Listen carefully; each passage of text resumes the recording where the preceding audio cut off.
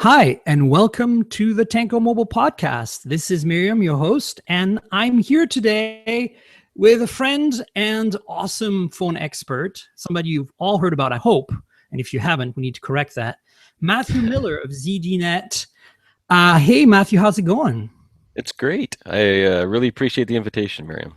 It's great Yeah, to I'm be here really with you. happy to have you on because we're going to talk about this awesome phone, the LG G4. And a lot of you are going to say, what do you mean you're going to talk about the LG G4? That's so like 2 months That's months ago. Well, ago. you know what? It's not, because I've had mine for like as a pre-launch device, like before it was official, like you probably, right? Like I've had Yeah. So mine. did you get through the T-Mobile preview program? I got both. So I got one from LG from Okay. Korea ahead of time. And like about a day after that, I got the T-Mobile preview one with the leather. Right. So Okay. I've had two to play with, which has been really awesome. I made one my daily driver, and the other one when I was abroad was really great because it's unlocked, the Korean one. And here's the thing. I've been traveling a shit ton since then. So I've been to, like I did a trip in the Northwest. I did a trip to Iceland, a real vacation in nature, and I did a trip to Israel for a conference recently. And I've had a really great opportunity to play with the camera, which to me was the thing that really got me excited about the G4 before it was announced. Yeah. And I know you've had lots of time with it. So what do you think of it? I like it a lot. I'm a camera fan, but not as deep as you, right? So I actually have been living mostly in auto mode, and I know that the power of the G4 is to have all the manual, settings and things. But I'm so busy. I just haven't had the time to dive in and really figure out what are the best ways to use the manual settings and things like that. But I use it. I'd say 2/3 of my photos are actually in auto mode Really? too, Okay. because it's such a fast and high quality phone. It's just nice to have the option to have that manual mode, to do long exposures and stuff. That to me has been the killer. Before we get too carried away with the camera, though, I wanted to talk about in general, like how does it fit into the universe of flagships? It is a flagship. There's no doubt about it. How do you feel about it? I think it's a flagship, and I think it offers, things that other ones aren't anymore, right? With the removable battery, the micro SD card slot, everything else, everything about it is fantastic. The funny thing is, though, and I've seen other people write about this, and I kind of get that feeling too, is I really, really like using it. I enjoy it, but I don't know. There seems to be something missing to just make me want to be, oh, that's the one for me. I mean, I still sometimes go back to the 1M9 just because I love the design. Right. So is it a design thing, or is it like a practical, like usability thing for you? I don't know, because I also really love the back buttons that they've done on this version of it. I hated them in the past on I think the G2. I just couldn't press them, but I don't know what it is. I really enjoy using it. I don't know if there's something about it that just doesn't have me saying that's the number one. I think for me it's a design thing. Everything else about it, the display is amazing. I think the processor. I don't play a lot of games, so keep that in mind. It's probably not the fastest Android phone on the market. I think the GS6 probably owns that, arguably. But I think that it's that 808 was a bit of an odd choice at first. I was like, oh my god, really? Like the 8, we know the A10 has its issues, but I was like, it's a flagship, like. And no, but I think, what, the 808 actually works out well. I never feel on my G4 like I'm waiting for anything. Caveat, I'm using the Google Now launcher, and I'm using the Android keyboard. So I'm very much Nexusizing my phone like I do for most of my phones. So for me, its performance really hasn't been an issue. The screen is finally good. I think the G3 screen was, let's be Quad HD for the sake of being Quad HD, not really being a good screen. And that one, I had a lot of problems with the fonts on that or something. It just wasn't, there was something about it. It was Quad HD, but it just wasn't very good. But I think this Quad HD on the G4 nails it. Yeah, right. I mean, it could be a little brighter in sunlight. That's about the only thing that I could complain about. But I do mess a lot with, I find the auto brightness doesn't work for me very well. So I do manually kind of have to adjust a lot more. You know what? That's been true of most LG phones in the last year or two. The G Flex 2 had the same problem. I love that phone, but the brightness on it was just wonky. Yeah. I think the auto brightness is a little too aggressive at times, especially I have issues not in daylight, but in low light with the auto brightness. So I have to manually crank it. I agree. And then, of course, what else? You talked about the removable cover and the micro SD and removable battery. All these things are very nice. The fact that it supports Qi optionally with the case, because the back cover has the contacts, is also nice. Even though we don't get that in the US, right? We have to order a case from abroad, blah, blah, blah. That's a bit of a hassle. I wish it came with Qi out of the box. And fast charge was officially not supported, but actually does work. Mine works on fast charge really well. So I don't know. Have you experienced that too? Yeah, I have a couple fast chargers that I bought. And it works, right? Like they're not great. Saying it works, but it does.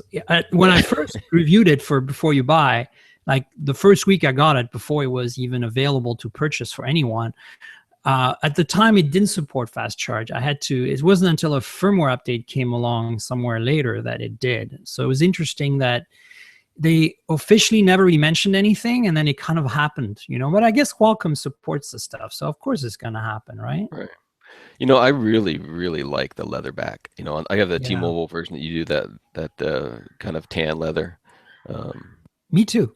And the only problem I have with the leather, like honestly, that's the one that saves it for me. Like if that was just coming with a plastic bag, like my Korean one has the plastic bag, I would feel that it's not flagship worthy, especially after handling the M9 and honestly the Galaxy S6 and Galaxy S6 Edge. Samsung has finally done what we've asked them to do for so long: make a phone with beautiful materials, beautiful design, beautiful build quality. It's very iPhone copycat, but you got to give them credit for finally making a phone that I don't feel ashamed to pull out of my pockets, unlike all the plasticky GS5, GS4s, and GS3s before that, right? No. Yeah, my only problem with the GS6, and I returned mine, was it gets me at about 2 in the afternoon. Oh, the terrible battery. Terrible. And it's exactly why. So so let's go remind a bit. When it came out at Mobile Congress alongside the M9, to me, it was going to be a no contest. It was like, oh yeah, I love the M9. The M9 is the best design this year, in my opinion. The best build quality, the best materials, but the camera is such a letdown. Even after all the updates we received, right. I still don't feel like it lives up to what I expect a flagship to be able to do today. It doesn't even live up to the iPhone 6 and 6 Plus, in my opinion, right. Which, was what Apple raised the bar significantly in terms of imaging with those two phones, and it doesn't live up to that. So then the GS6, when it promised the aperture 1.9, and knowing that Samsung can do really well with the camera, I thought to myself, and now it was metal and glass, I was like, finally a Samsung I can feel good about since the GS2, which was the last Samsung I felt really good about. But then LG threw us for a loop by putting the G4 in the equation with a FO1.8. And on top of that, to me, what is really the killer is the full manual controls. When I use them, not very often, but when I do, the things that are missing from the GS6 for me in terms of camera are shutter speed control, which you have on the M9 and you have on the G4, and also raw support, which is available on the G4, but not the GS6. But the camera on the GS6 in full auto mode is brilliant, just as good as the G4 in full auto. I would actually argue that the G4 is a little bit slower at shot-to-shot performance than the GS6. But as you said, I cannot live with the GS6 or GS6 Edge because I run out of battery 2/3 through my day. Yeah. G4 I can live for a whole day with. How's your battery life been on the G4? Yeah, the G4 I get through a full day, and if I'm a pretty heavy phone user. I mean, I commute to Seattle for my day job on the train, so I'm on the train 2 hours a day, and that's full on smartphone use. So if I can go a full day with a phone, I don't care if it goes longer than that. I just need to get a day, and the G4 gets me through a day without having to charge it. Exactly. So. The G4 gets me through a day. The iPhone 6 Plus, the 6, I don't know. I haven't played with it long enough to know. But the 6 Plus gets me through a day. The Nexus 6 gets me through a day. The Nexus 5 didn't get me through a day anymore. Right. So that's kind of how I measure it. I see still some people complaining about the 808 performance and the battery life on the G4, and I don't understand. Like, have you seen any performance hiccups at all? No, I haven't seen any slowdowns. I actually saw it on my S6 Edge, though. I was a little bit surprised, but I would see it pausing more and apps would load a little bit longer, but I don't see that on the G4 at all. I think it's potentially on the GS6 a touch width issue. I think it's the lightest weight touch width we've had yet. But at the same time, I think it is still TouchWiz, and it's still heavier than what LG put on the G4, I think, right? Wouldn't you say? Yeah, LG has, its UI and stuff, but I think in LG's case, it seems to be offering things that enhance the experience for me. I don't have to use them, but if I want to use them, I can do some customization and stuff too. So yeah, no, I feel the same. Yeah. So to me, well, after 2 months of living daily and using it mostly as my daily driver, the G4 is honestly, my only gripes are, as you said, like it doesn't feel as, there's something missing, and a lot of it has to do with design and the plastic edge, that kind of fake chrome rim around the phone. Right. Thankfully, we have the leather cover, and it really adds. Some people don't like it, but I really think with the stitching, it looks classy and it adds something. My gripe with the leather cover is that mine is worn to death. I can show you this right now. It is quite terrible. The edges here, the corners of my phone, as you can see, I don't know if you can see, my camera somehow isn't focusing, but the edges are worn out. Like I actually, here, let me pull it closer to me so you might be able to see better. Look at this. You can see the discoloration. It's worn out. It's like, it's patina. Some people are going to say, well, it's leather. Of course it's going to wear, but this is actually like showing the plastic underneath. It's not like the leather is worn in a good way, like in a patina kind of way. So I'm a little disappointed with that. Yeah, but you can always replace it, right? Sure, but it's really expensive. It's like $70 on eBay. Yeah, right? They are expensive. Yeah, and I if it wears out this fast, then I'm gonna have to go through one every 3 months or 2 months, and I just don't feel. I really want LG next year to give us a metal phone, metal frame. I really think Samsung was onto something with the Galaxy Alpha and the Galaxy Note 4. Note 4, yeah. Mm-hmm. Like this beautiful machine metal frame. And then, the plastic was a little cheap on the back, but I know LG could make a better plastic than Samsung there. And I'm okay if the cover is removable. Maybe how about a metal frame with a leather cover, but one that is designed so that it maybe has rounder edges so it doesn't wear out quite as fast. Mm-hmm. I think that would be killer. I really want. Go on. I guess I haven't been using mine as much as you, probably every other day, but I don't have the wear yet too much on mine. I have a couple little chips on the side, but otherwise it's in great shape. So yeah, my 4 corners are all kind of worn out. It's really very weird. And I've used the other G4 with the plastic cover almost as much, and that one's pristine. So I don't know. Yeah. The plastic cover though feels and looks really cheap. It's like a fake hammered metal, and it's ugh.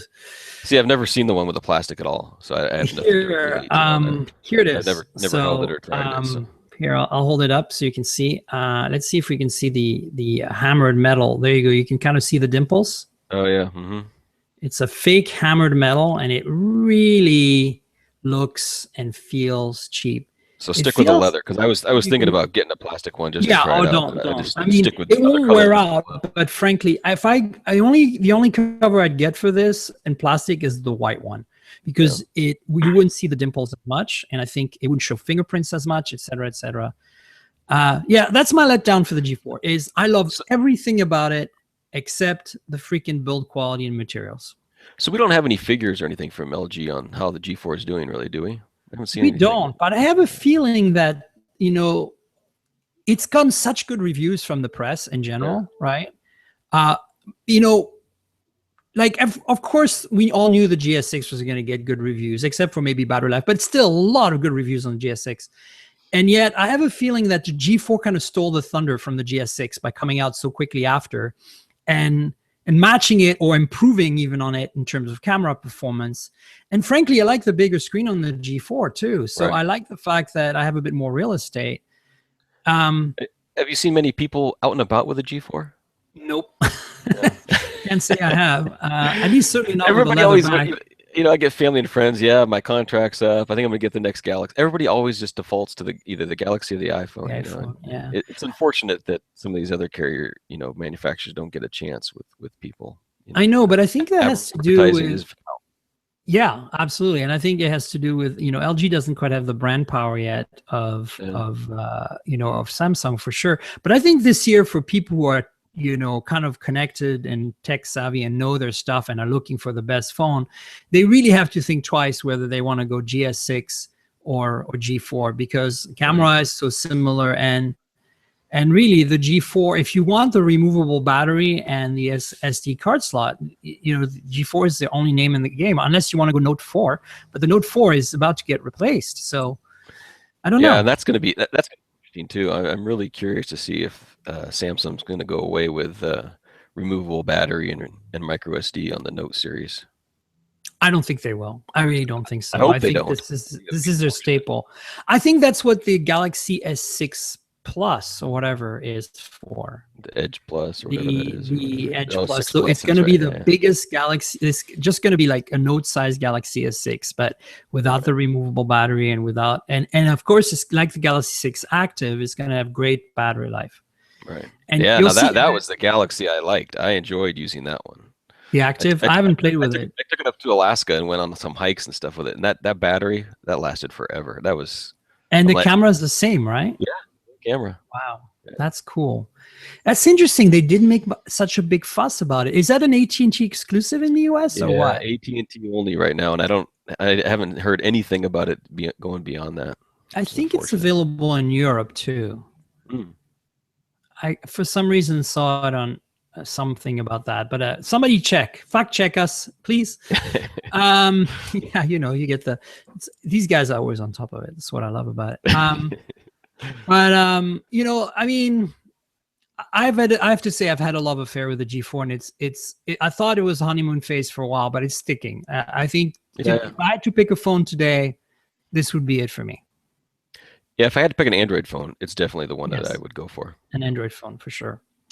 Yeah. So, what else? What other phones have tickled your fancy? Have you talked about the M9? We've talked about the GS6. Like, you know, deviating a little bit from our kind of, you know, planned coverage. Like, I haven't done this podcast since April. Sadly, I apologize to the viewers for this. It's been hectic as hell with my work, my real job, my consultancy business, and on top of that, I've been trying to line up guests, but they've been so busy that I've had a lot of cancellations. And then finally, Matt saved the day and said yes. And I've been traveling and all that. So apologies. I'm trying to make that to make it up to you and try to keep it monthly, or at least every other month, not every 3 months like this. But what, you know, a lot has happened. We've seen Google I/O. We've seen Worldwide Developers Conference. There's been some news about Microsoft, kind of like some very scary news about their phone business. And I want to talk about all that, but I want to give us a feel for what are the things that really have stood out in terms of mobile news in the last 2-3 months for you, and devices potentially. Well, you know, the funny thing is, I use the LG G4 as my Android phone and things, but to be honest with you, I keep on going back to the iPhone 6 Plus. Now, a lot of that is driven because I use the Apple Watch, and I kind of devoted July to be a month where I would use the Apple Watch every day. Because we check out so many different phones that 1 week we're on this phone, 1 week on another. So I committed to Apple Watch for a month, and that requires the iPhone 6 Plus, and I have it loaded up with iOS 9 beta on there. Okay. And so what's been your experience? How do you feel about the iPhone 6 Plus? I love it. You know, to be honest, I review and check out a lot of phones. If I had one phone that if I was put a gun to my head, you can only have one phone. To be honest, it would probably be the iPhone 6 Plus. You know, I like to test apps and services, and everyone still comes out on iOS even before Android, even though Android's come a long ways, and most of it does that. So I can't get away from it. I always, you know, in the past, I've always kind of passed along my iPhones after a couple of months of boredom, but I'm sticking almost a year now with the 6 Plus. So wow. So I did the experiment. Apple actually gave me a 6 Plus to play with condition. Well, it's not really a condition, but knowing how Apple PR works, it was pretty much a gun to my head, which was, we want you to put your own SIM, your T-Mobile SIM in this phone and use it as your main phone for your little while. Give us that chance, because for me, I've always used iPhones as a secondary phone, not as my main phone. Even when the original iPhone came out, because I was on T-Mobile and I didn't want to switch, I got an AT&T account just to use an iPhone for a while. And you know, I used it as a secondary phone. So I finally did it. I finally put mine T-Mobile SIM in my 6 Plus, and I did this from like most of February and March. So I did Mobile Congress and South by Southwest with the 6 Plus as my main phone, which is a long time. Yeah. And you know what? I agree with you. It's great. And I agree that I could live with it. Absolutely. But if somebody had to put a gun to my head and say, which phone would you pick right now? I'd pick the G4. Okay. The problem I have is that I agree with everything you said, but I feel that I haven't found my ultimate email experience on iOS yet. The Gmail client is, because it doesn't follow the font rules, the rules, the fonts are too small. It's hard for me to read. And if you change the size of the fonts in the OS, it doesn't scale. It doesn't follow the rules or whatever. Right. Outlook is amazing, and it does. That's what I use. Right. Yep. It does follow the font rules. But the problem is I'm such a heavy Gmail user, I can't manage my labels the way I want with Outlook. And so I'm having to use two apps. I'm having to use Outlook to actually compose and read my messages. But anytime I want to do any kind of label management and archive and do things like the clever way, I need to go to the Gmail app. And so I think if, I assume you are a very heavy Google services user. But also an Exchange user with my day job, right. so that's why Outlook, right? So, but for me as a heavy Google user for all my emails and for all my stuff, I love that iOS gives me almost parity, if not in some cases, as you said, like the new Hangouts was out on iOS first. I believe Google's doing a fantastic job at supporting iOS, and I think that I don't really use Apple services. I don't really care, right? So. It's like I have the bare minimum of iCloud, like backup and Find My Phone is basically all I use. But I think that if Google could improve the Gmail experience on iPhone Plus, on iPhone, iOS in general, I think it would sway me over. It would be the last thing. There are a few other things. The share sheets are just not cutting it for me. Like the ability to like the apps still feel very compartmentalized to me, too much so. Yeah. And it's hard for me. I do so much imaging pipeline stuff where one app talks to another app, and on Android, it's just so seamless to me. Yeah. Like I give you an example. If I take a photo with my iPhone and I want to share it to all three social networks, say Twitter, Facebook, and G+. So I use Tweetbot on iOS. So I want to use Tweetbot and Mobi Pictures, set up to go to Mobi Pictures. I use Facebook native imaging, and I've used G+ Photos native imaging. So I cannot actually go from the gallery and go share to all these three. It doesn't work. I have to go to each app individually and post my picture from inside the app. On Android, I just go to the gallery or to the Photos app and I go share, and I pick my favorite client, which is Plume, and I go Plume, go, done. It knows to do Mobi properly, and it does it. And that's the thing. Like, can they fix that? I'm so frustrated about that on iOS. Yeah, see, the funny thing is on iOS, if I know I want to share a picture across, and I use Instagram, Twitter, and Facebook. If I know I want to share a picture across Twitter and Facebook both, I'll just go into Instagram and toggle within the app to do it multiple times. But the funny thing, but it doesn't support G+ on Instagram though. No, and the funny thing is also on iOS is from the gallery you can share, like you said, to Facebook or Twitter individually, but Instagram isn't there, and it still hasn't been added months later. It's really that's a wacky experience on iOS. Yeah, Instagram's not one of the options. Stuff kills me. Like, I'm such a multitasker, and that's the other thing. The lack of the way multitasking works on iOS just still doesn't cut it for me. The lack of back button. And iOS needs a physical back button. That is hard. Yeah. These other things, and they're small things, right? But then the other thing is, I'll give you an example, right? I'm a camera person, and now with the G4, I'm very happy. But I'll give you an example. Manual camera on Android is my camera of choice on Lollipop, and manual on on iOS is my camera of choice. Here's the problem with manual. It finally gives me shutter speed control, which Apple doesn't give me, but the maximum is a half a second. So I can't do long exposures on an iPhone. I can't. There's probably specific apps I can install to do long exposures on iPhone, but I want a single camera app that I can use that does everything. And on Lollipop, like on my Nexus, I can use manual camera. It does up to like, a few seconds. It's not ideal. It's not the best. It's not as slick as the manual app on iOS. But on the G4, the native camera experience in advanced mode, like in manual mode, is perfect. I can do up to 30-second long exposures, right, without installing any app. And on top of that, I get RAW support. So to me, I really want Apple, if they cranks the camera up a notch next year with the iPhone 6S, I guess, or 6S Plus. Or somewhere, I want OIS on both the iPhones this year, and I want a mode inside the Apple camera that is an expert mode with full manual control. Right. I know Apple can do it. Apple can find a way. Maybe you know how you slide up right now to go panorama, square, video. Yeah. Why don't I have a manual mode there?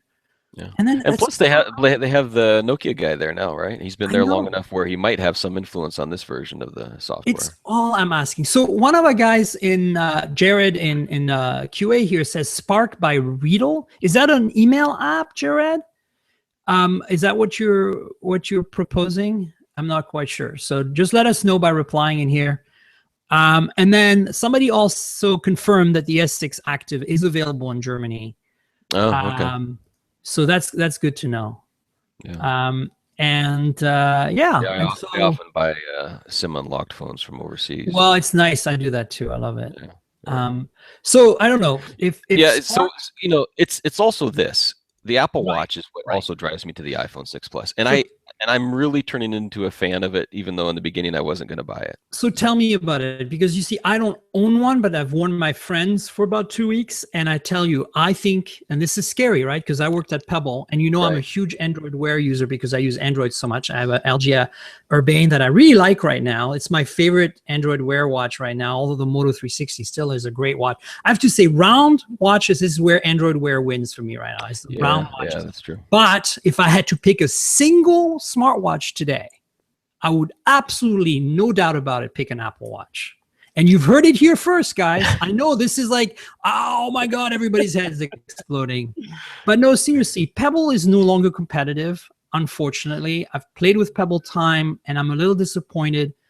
Android Wear really kicks ass for me. I really love it right now. But I think that they just don't have the whole design quite right. And I think Apple just nails it. Yeah, and Android Wear is close, and I've used Android Wear, so I had a Sony smartwatch forever that I use. Now, I'm a smartwatch user that has a heavy focus on the fitness and tracking and things like that. Because I like the wearables for either daily activity or for my runs and things like that. So I've tested all those things out, Fitbits, this and that and the other thing. So that's a heavy focus for me with the Apple Watch, and the workout app and the built-in daily tracking for me. Seriously, it motivates me to do I know it's dumb, but it says, every hour stand. It actually makes me at the office get up, go walk around, talk to people. It works. It's having an impact on my life. And I love the way that it's so, the graphics on the Apple Watch are motivating to me, the achievements, all this kind of stuff. That's a big part of why I like the Apple Watch. But then they continue to improve it. Like just within the last week or two, it now has support for Outlook. So now I can have my Outlook notifications come in there, whereas before I didn't have those.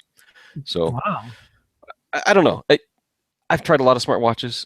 For the me, design's not the most gorgeous, but it's pretty dang nice. For me, it's the way it handles notifications in iOS. Nothing comes close unless Android Wear becomes available for iOS, which is really great rumors that's in the works. It's been there for a little while though. So so who knows? I mean, I love how Android Wear handles notifications on Android, right? Obviously, but we were having this conversation earlier about the iPhone 6 Plus potentially being one of my phones I could use every day.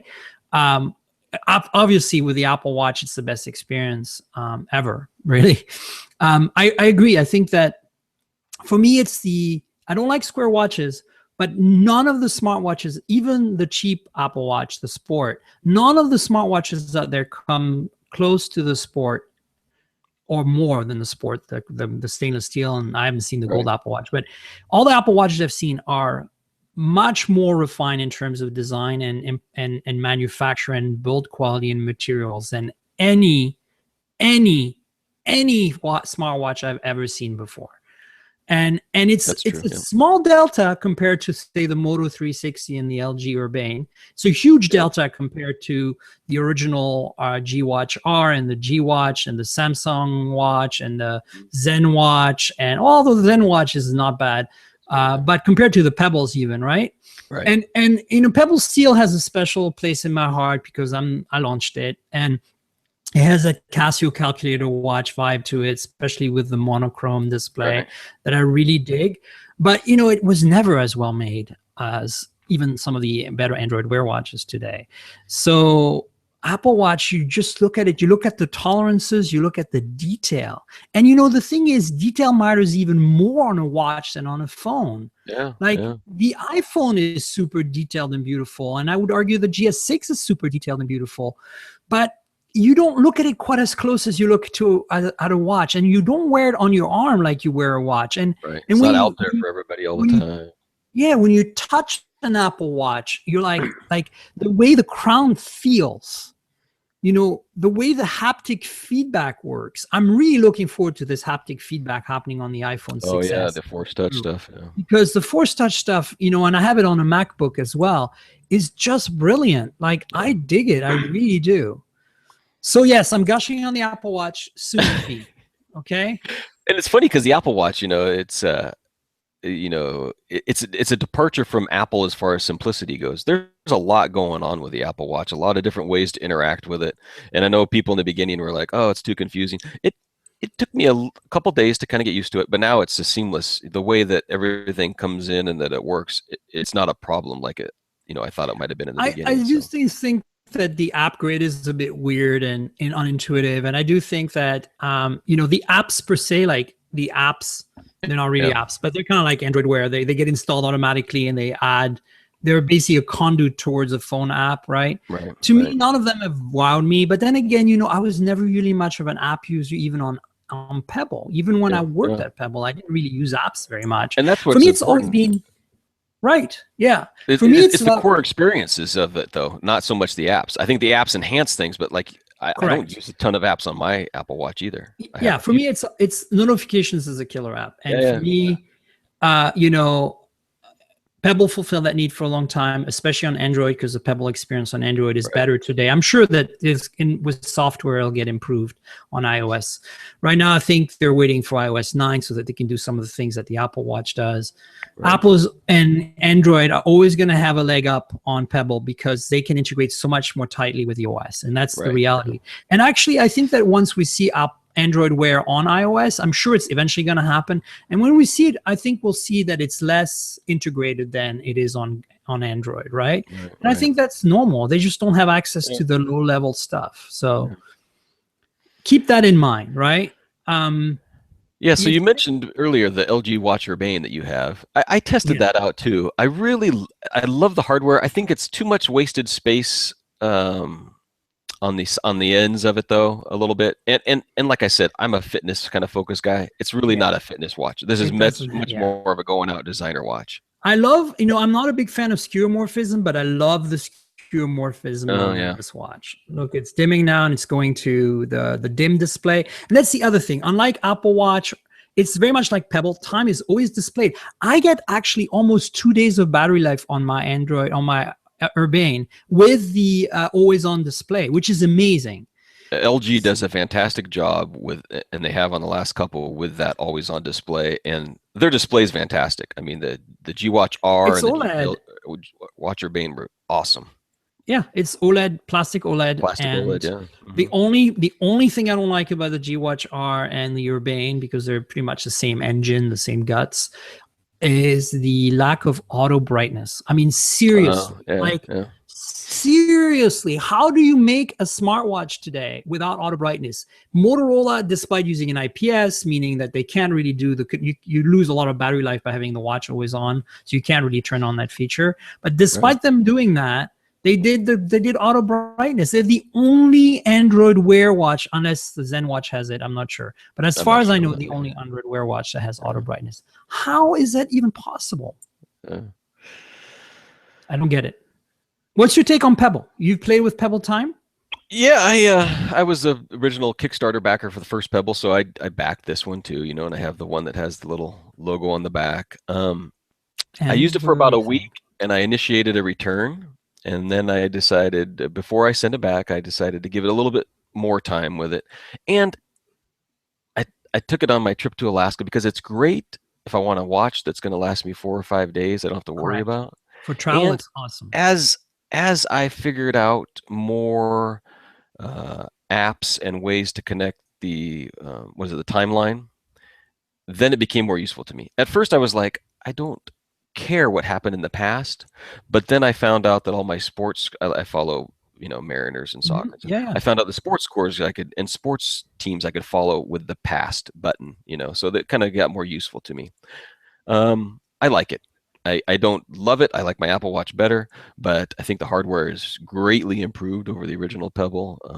The screen, it's kind of funny when you look at the color screen, then you compare it to the Apple Watch. It's like, wow. The Apple Watch screen just blows you away with the color, and it took me a while to kind of get used to it. I mean, the pixel density is a whole different story. Even pixel density between Pebble and Android Watch. No, I love the Pebble. I love what the folks are doing there. The amount of work they put into. I mean, I saw Pebble Time in October as a piece of hardware that was in its final stages. The software that you see today on Pebble Time did not exist when I was still there. So it gives you an idea how great their engineering team is at being able to put things together really quickly. I think they've done an incredible job at writing all this software, including the voice control, in that short a time. I'm the same way as you. I'm mostly wearing Android Wear, and I think if I had to pick a winner, I'd pick the Apple Watch. I do think that Pebble has its place. It's certainly more affordable. I think, the Kickstarter backers got the better deal with Pebble Time. I think that the $250 price point retail is way too high. Yeah. It's much better made and much nicer than the original plastic Pebble, but it's still not good enough for that price point. Right. And the display, honestly, I'm kind of wondering if by going color, they didn't shoot themselves in the foot in a way. They should have made two versions, one with a monochrome screen like the old days, and one with a OLED display that runs half the time, half the duration, like 3 days, because the OS and the processor is still super efficient. They could have probably gotten 2 or 3 days out of an OLED display. And I don't think the color really adds much. It doesn't add much. Actually, I think it removes, because it removes kind of that Casio calculator watch vibe that made Pebble kind of acceptable before, right? Now you kind of like, okay, it's not up to scratch compared to the rest of the display. Before that, you couldn't really compare it. You could be like, of course you can compare it. It's black and white and it's e-paper and it's great in sunlight. We all know that. Right. But now you're kind of like, there's color, but I'm just not satisfied with color. Yeah. I don't know. I don't really understand the reason for the color, because there's not apps that require the color at all. And like you said, you could get much longer battery life and do a really nice. I mean, I've been recently playing with the Polar for fitness, and it has a monochrome display. It's a fantastic monochrome display. And that's all that needs, for that kind of thing. Well, you and I should go grab a drink sometime, a coffee. I don't drink alcohol, but I know that you do. Well, you'll get a beer maybe, and I'll get a coffee. We need to talk about some of the stories I have to talk about why the decision was made at Pebble to have a monochrome color. Sorry, a color e-paper display. I was very much anti. I said we need two watches. Same chassis, different choices of display. For those people like us who are indoors most of the time and are night owls, we want an OLED display. And those people who are outdoorsy people and value battery life overall, if we can give them 10 days now instead of 7 with a monochrome display, we totally win, right? Right. So that's what I would do. And I'm mixed on the design of the Pebble Time. I think the Pebble Time Steel is a much nicer watch, much more like the Zen watch in terms of design. The bezel in both cases is is tragic, actually. I think, yeah.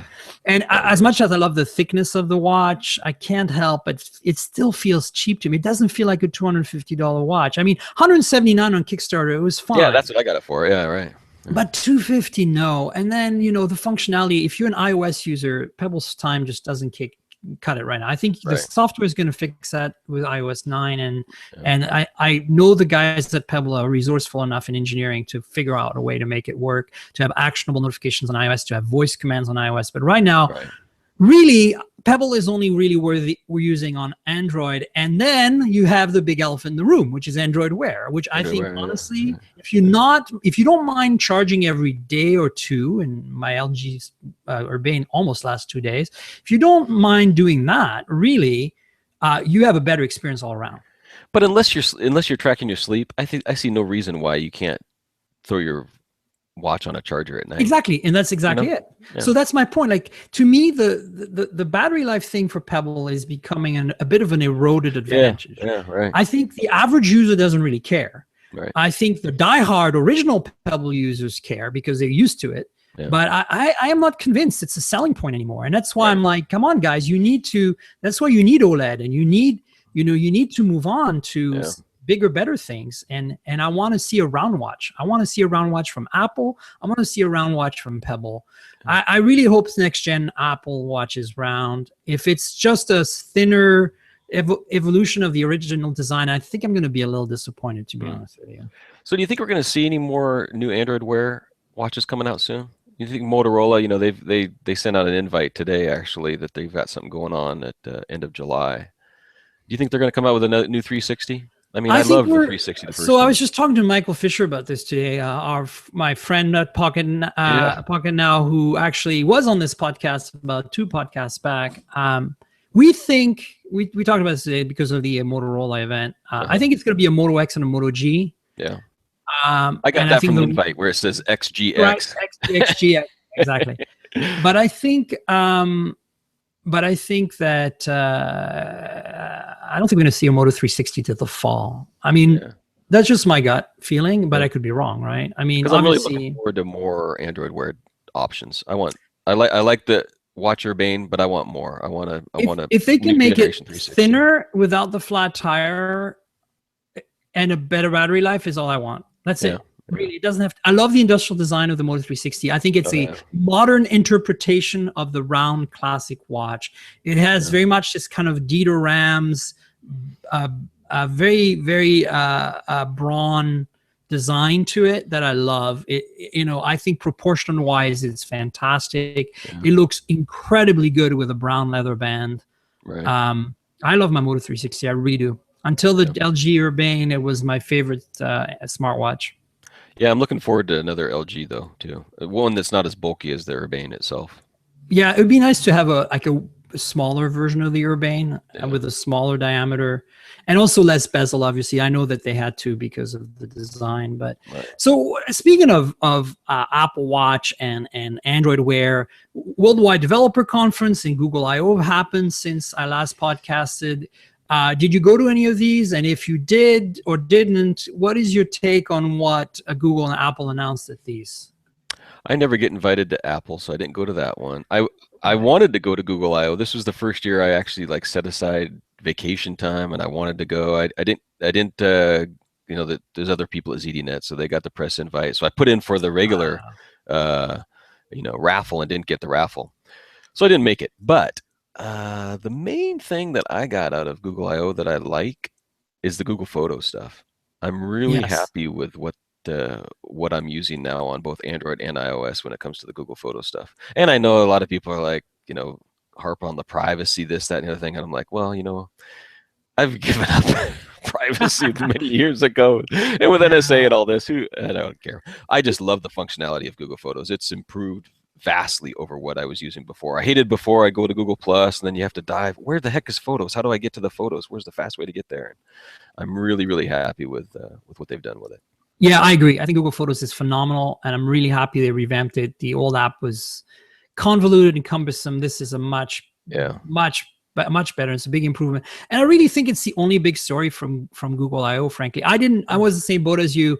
I didn't win the lottery, and then I tried to get in as press by bugging them, and I was really bummed because usually I don't have to bug them. You know, I used to have a pretty big in with Google, but their PR people have changed over there, and they don't really know me that well, and they don't know who I am, I guess. And so I had to, they said no. And at the last minute, I just said, you know what, I give up. I mean, there's nothing I can do. And then, I didn't really regret too much after I saw how little really came out of it. As far as Apple, the Apple folks as well. Sorry, go on. I was going to say there's a little bit about Android M, which nothing really stuck out as exciting me. Android Pay confuses me because we have Google Wallet, Samsung Pay, all this other crap. I don't know how it's going to shake out. It seems to me that they were kind of trying to copy Apple Pay with Android Pay and all this. So it's interesting to me because you bring something up that resonates a bit. I said in a previous podcast that I loved Apple Pay, and I do, because it's so easy to use. But I found that I got betrayed by Apple, or by the merchant rather, since then. And I really thought, like, I go to Whole Foods primarily, and that's how I get to experience Apple Pay, through Whole Foods. I don't really go to too many other places that have Apple Pay. And at Whole Foods, if you buy less than $50 worth of anything, it's literally just, put your finger on the Touch ID and tap the thing and hold it there, and it acknowledges and it works. And that's all you have to do. You can walk out at that point. The transaction is complete. And to me, that was the killer. Apple Pay was the first contactless payment system I had used that didn't require me to do anything but hold my phone near some reader. Right. And with Google Wallet, I used it at Walgreens a lot, but you still had to type in your PIN if you used a debit card, or sign if you used a credit card. There was always an extra step on the point of sale that added friction that really nullified the experience for me, because then I might as well pull my credit card out of my wallet and swipe it, right? Right. And so I talked about this in one of my previous podcasts, but I have now been betrayed by the Apple Pay system, because I found that if you spend more than $50 at Whole Foods, or if you go to other places that take Apple Pay, it really depends on the merchant what the experience is. Some places I've had to type in a PIN. Some places I've had to sign. Some places I've had to confirm my purchase. And I honestly think until Apple can work out a consistent user experience, and they're the only ones who can do it, Google can't do it. Yeah, right. But Apple needs to force merchants to give the users a consistent user experience. And that user experience needs to be nothing else than your finger on the Touch ID and tapping the phone. It cannot have any confirmation screens or signature or PIN. That completely defeats the purpose, in my opinion.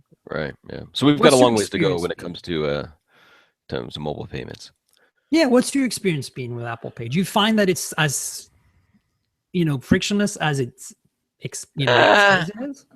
not really. Like you mentioned, it pretty much just replaces a credit card, but doesn't really do much else other than that. It's a convenience thing of the credit card, but then again, you're risking your phone when you hang it out there, because some merchants require me to almost hand over my phone to scan it too, which I don't want to do. That's So see, I think we go out to restaurants to eat a lot. Well, it doesn't do anything for restaurants. Right, exactly. You can use your card it started off like, the promise of nothing else than me just, like I said, holding Touch ID and tapping. That to me was like, oh man, like Tim Cook demoed it. Remember when he announced it? Like just instantaneous. And that's only really happens for me at Whole Foods for less than $50. Every other merchant that I use, I have to like confirm something and then it breaks down to me. Then I might as well just put my credit card out and I do like and I use it at Starbucks with my watch. That's a seamless experience. It was kind of nice. What I really did like in terms of mobile payments, that to me was the holy grail of an experience before I got wowed by Apple Pay and then eventually disappointed by Apple Pay. It was Square Payment. When you could check in basically into a space. Right. And they would charge you and you'd get a notification, and there was nothing else to do. PayPal kind of is trying to do that with their mobile payment app. But the problem is that with PayPal, you have to log in and confirm with a PIN or something, and it's just a pain. Like I want this frictionless experience where I walk into a space and I either tap, some device with my phone, or I check in that location with my phone, and then it's fire and forget. It picks it up. Yeah, right. I don't want to touch the point of sale. Yeah. I don't like limit it to less than $20 if you want security to be an issue, but somebody's going to break this. And Square came so close. They stopped doing it because apparently nobody was. I was like one of 5 people using it. Like, I swear. Right. So disappointing. But yeah, I agree with your take on WWDC and Google I. Well, actually, we didn't talk about WWDC. What do you think came out? I mean, obviously the new iOS. What was the big story you think at WWDC? Well, see, I don't have I'm not a Mac computer user, so I don't know anything about the El Capitan stuff. I didn't pay attention because I don't care about that personally. Right. I was all focused on the iOS 9 stuff. What do you think of that? I'm really looking forward to the proactive stuff. I love Google Now on my Android phones. Mm-hmm. Siri, I use primarily to create reminders, alarms, appointments, things like that. But I want Siri to be better, and it looks to me like proactive will bring it up closer to the Google Now experience. I have the beta on now. It's starting to kind of provide some of that with the left screen. But that's the big thing from iOS 9. Apple Music was kind of weird for a WWDC developer conference, but it applies to me personally because I have 3 daughters, and they all have iPhones. So we're trying it out as a family, and it's the cheaper way for all of us to get music and to share all of our previous purchases and things like that as well. Yeah, so that makes perfect sense. Yeah. The verdict's still out for me on Apple Music. I've been using Play Music All Access. I know it's no longer called that now, but whatever it's called now, forever, for like since it launched, and I love it. I did, but as a reviewer, I've killed my activations accidentally too many times. I've kind of given it up. I hit 10 and then that's a whole story. I'm paying for it now because honestly, it's so good. I have all my music in the cloud. I can listen on any HTML5 browser and any client for main, other than Windows Phone. Basically, there's a client. Yeah. And you know, I just the curation part of the radio stuff on Apple, I think is killer. I really think, like, even though I haven't listened to, what is it, Beats One or whatever it's called. Beats One Radio, yeah. Yeah, I haven't listened to Beats One that much, but the little bit I've listened to it, I was like, wow, like I'm gonna discover some cool new stuff. It's very varied, and you know, I love the human touch, but most of the time, the rest of it to me doesn't add too much more that I can't get with Play, with music, with Google Play. So are you do you have a big personal collection, or are you a fan of the streaming part of it, or? I mostly, you know, I tend to listen to albums. I'm more of an album listener because I'm old, and I just, you know, I get kind of caught on a song or an album, and I kind of listen to it for several weeks, and then I move on to something else. The only time I stream music, like really to kind of discover new music, is internet radio. I have a few of my favorite internet radio stations that stream 24/7, like Soma FM here out of San Francisco, that has a whole bunch of different channels that are primarily electronic music focused, and I like listening to that. You know, there's a bit of advertising in the sense that they are subscription. They're free, but they are donation based. So they have their little own internal donation ad that comes in every now and then. But I listen to a lot of basically commercial free streamed internet radio that's either curated by an automatic playlist or curated by a human, but without necessarily a human speaking, you know? Right. And that's how I discover new music. But it's not necessarily stuff that lives inside of Google Play, and it's not necessarily stuff that lives inside of Apple Music. It's mostly just, you know, Shoutcast streams that I subscribe to with a Shoutcast compatible player, like TuneIn Radio, like iTunes supports Shoutcast streams. So for me, it's not a really great discovery engine to use Play Music, or to use Apple Music. But I do like the fact that I could put my library in either of these silos and listen to it anywhere. And then I like the fact that if I want to listen to an entire Madonna album that I hadn't heard in a while for some reason, I can go to Google Play Music as an all-access subscriber and actually enjoy that right here and now. That is really what kills it for me, and I love about it. Yeah, see, I was Google Play. I got in on the 7.99 deal in the very beginning when they launched it, and I used it for quite a while. Was paying for it for several months. I've also used Spotify in the past and all this other kind of thing. But recently I'm like, wait a second. I'm an Amazon Prime subscriber. I have been for a long time, and Amazon Music has gotten a lot better. They actually Oh yeah. just in the last couple of months they added the radio feature. I'm a kind of guy. I'm older too. I like my classic rock, and they bring back memories of when I used to work out and all this kind of stuff. So I listen to a lot of classic rock, but then I also I like to jazz when I'm writing. I listen to tons of different genres. So I don't have a huge music collection. I prefer to stream it or discover it and things like that. So these subscription services are key to me. And Amazon, since it's kind of free with my Prime, I was using that. And to me, Apple Music and Google Music for my usage are about equal to each other, except for right now, of course, I can't use Apple Music on anything other than an iPhone, which is a bit of a limitation. So, well, that's what I love about Google Play Music is I can still listen to it on an iPhone or an Android device, and on top of that, of course, I can stream it on an HTML5 browser, like on the Surface, for example.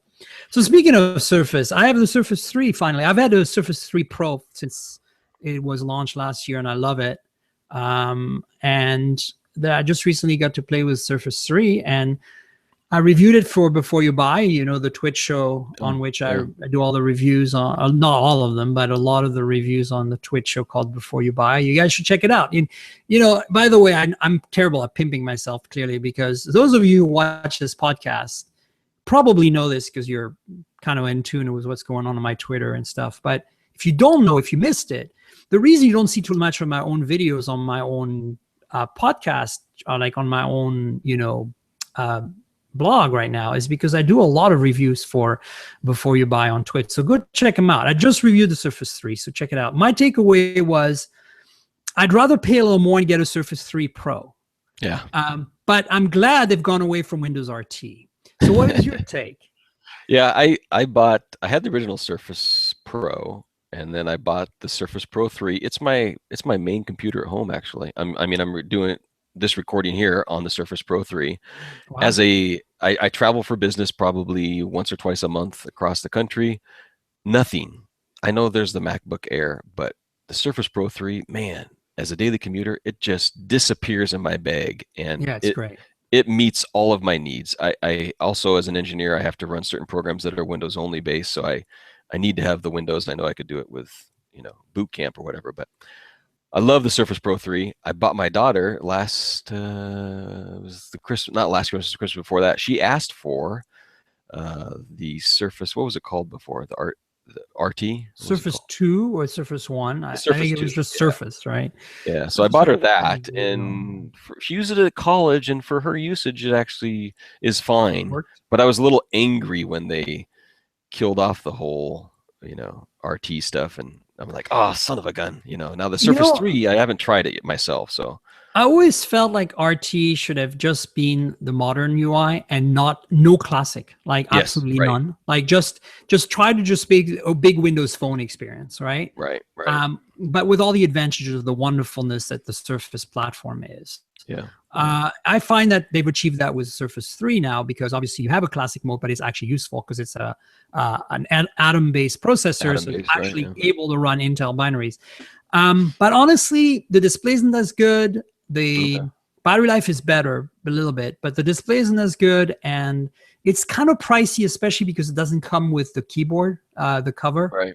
And the cover is now nice. It's backlit, and the trackpad is really nice on it. So same basic cover as the Surface Pro 3, but with a different, a little narrower because it's different form factor. But it also has an awesome new pen from the Surface 3 Pro. So basically, you're paying $499 for that. Add the keyboard, you're now in the $600 range, after taxes. I say screw it. Just save up a little more, spend $1,000 and buy the Surface Pro 3 with the touch type, or the whatever they're called, the keyboard. And now you actually have, as you said, as you know, a super awesome Windows PC experience, plus, a tablet if you need to.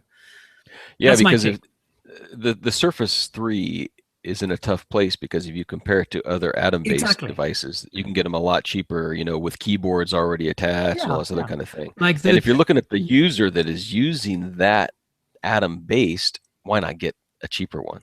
Yeah, like the Asus Transformer T100. I have one of those, right? It's a much better deal than the Surface Pro 3. Now, Surface 3. So it doesn't have the pen. That's a big deal.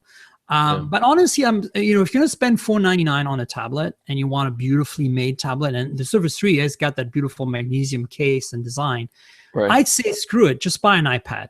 If you're better off, you just or buy, as you said, one of the cheaper Atom-based Windows 8.1 devices.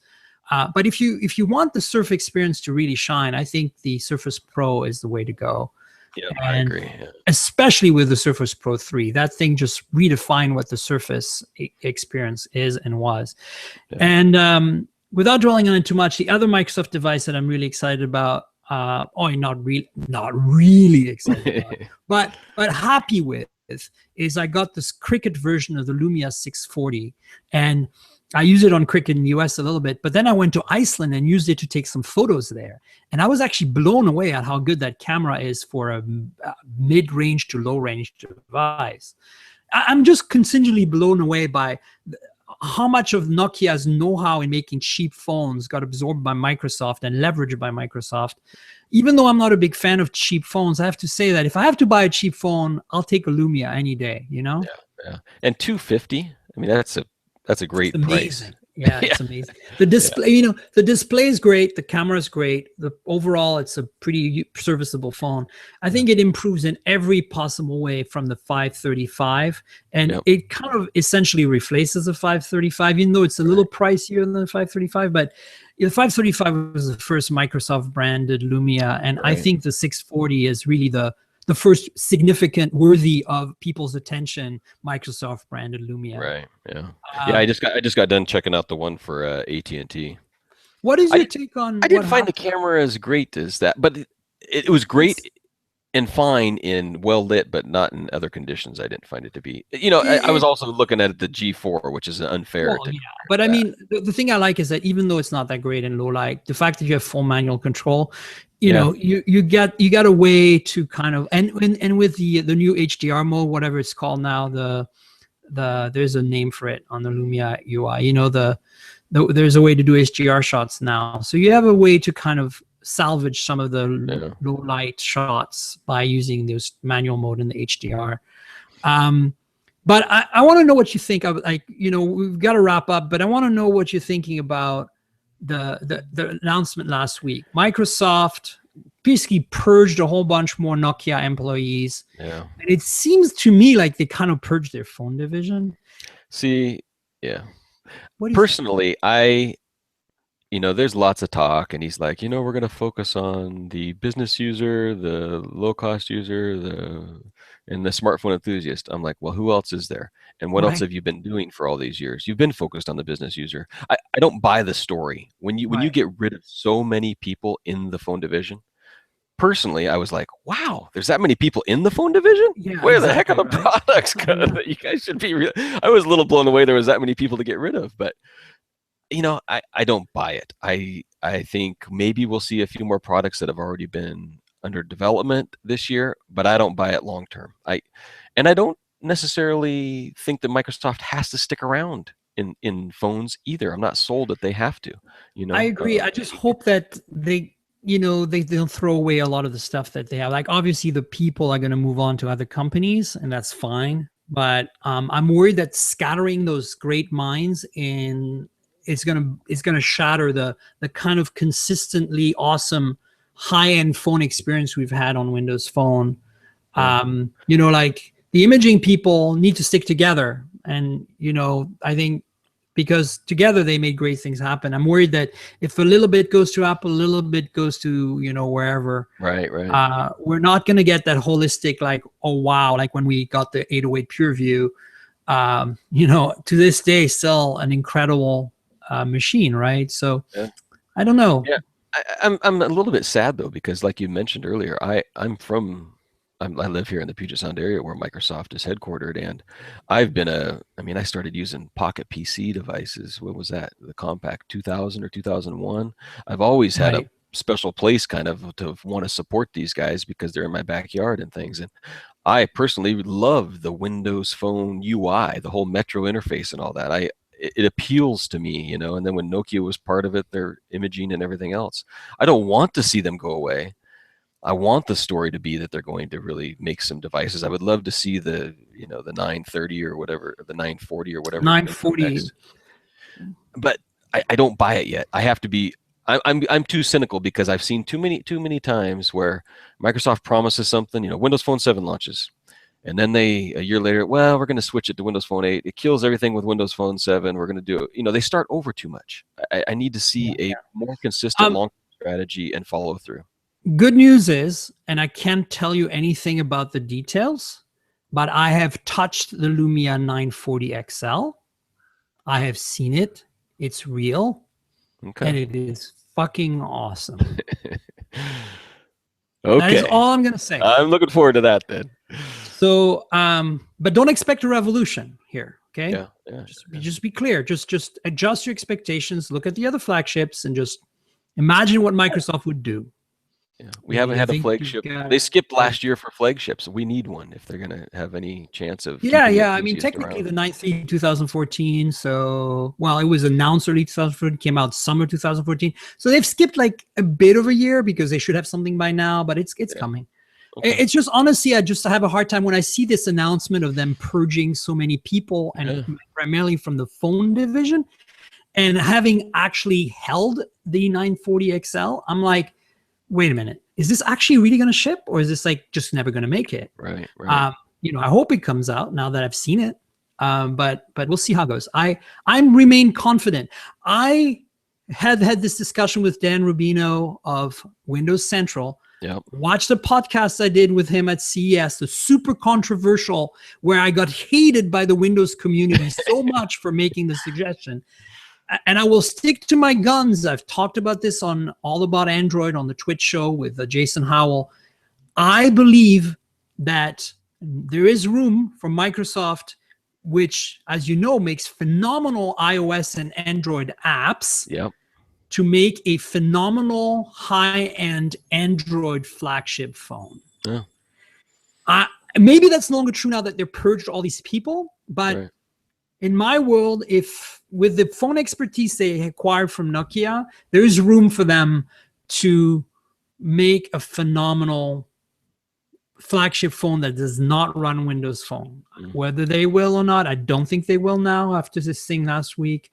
But for a while there, I really thought they might, because Windows Phone, honestly, look, it's not that Windows Phone is bad. I love Windows Phone.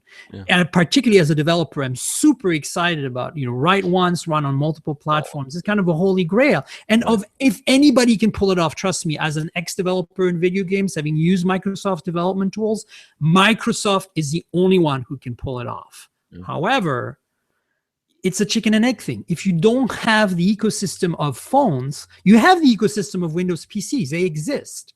They're still dominant, but you don't have the ecosystem of phones. So why try to push Windows Phone down the throats of people, which they're not going to accept, when you can make phenomenal apps that run on other platforms, like we've seen Outlook on iOS.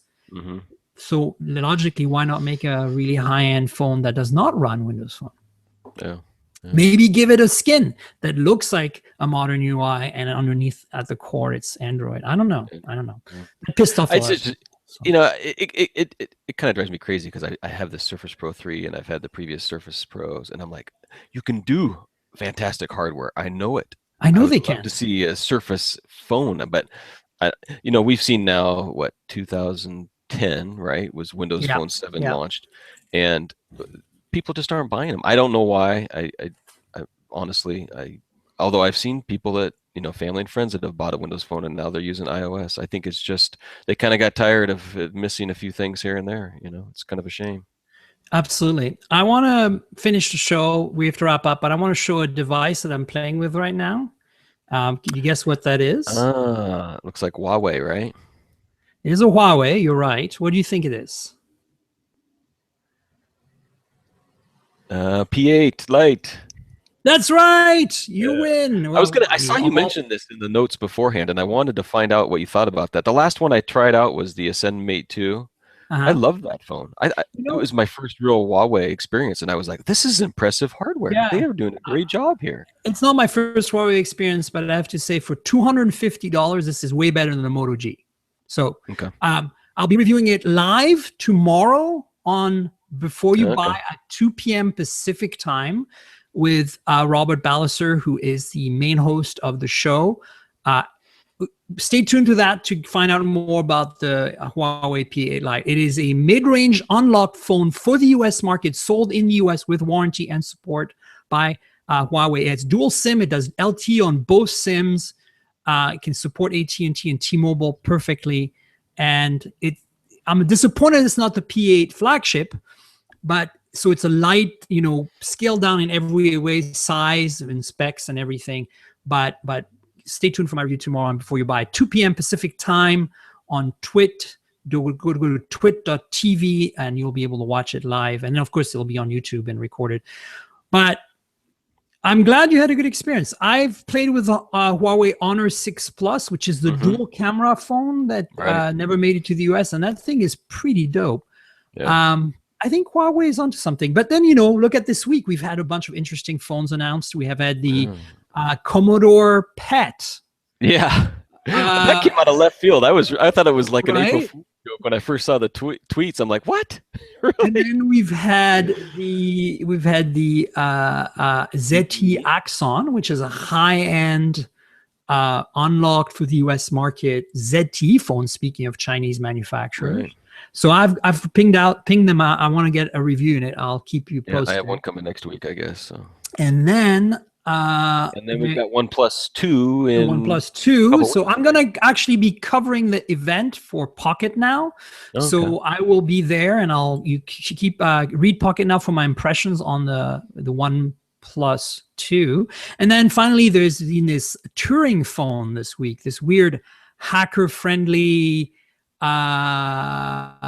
encrypted phone that looks like something right out of the 80s in terms of industrial. Actually, the industrial design reminds me of the Nokia X6. I'll let you look that up because I know you were in diapers when that came out.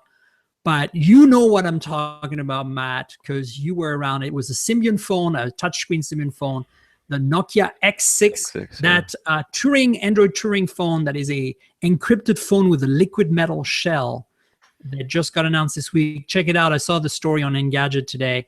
That thing looks a lot like the X6 from Nokia. And, this is where Chris Velasco, our good buddy, who is the senior mobile editor, who is doing what I used to do at Engadget now. You can tell he didn't make a reference to the X6. And I thought to myself, that's because you were barely alive when this came out. That tells you how old we are. That's right. I saw something too on Twitter about a Marshall phone with its music focused. That's the other one that came out today as well. Marshall, the London Marshall phone. It's a mid-range phone. Came out in the UK for the UK market. It's Marshall brand. Has 2 headphone jacks. Has a really high quality Wolfson DAC, and has the ability to use one headphone jack as a line out, and the other headphone jack as a headphone monitor, and has a DJ app. So you can preview on the headphones while the second output actually is outputting what you've mixed. So it comes with a bunch of special apps, but it's essentially a mid-range phone, Snapdragon 410. But you're right. Thanks for bringing that one up, because that's another phone that just came out. So some interesting devices. I don't think I'll get my hands on all of them. I'm going to try to get the Axon and, of course, the OnePlus 2. Right. And that's it for me, really. It's almost Burning Man time at the end of August. I always go to Burning Man because I'm staffed there, so I'm gone for a couple of weeks.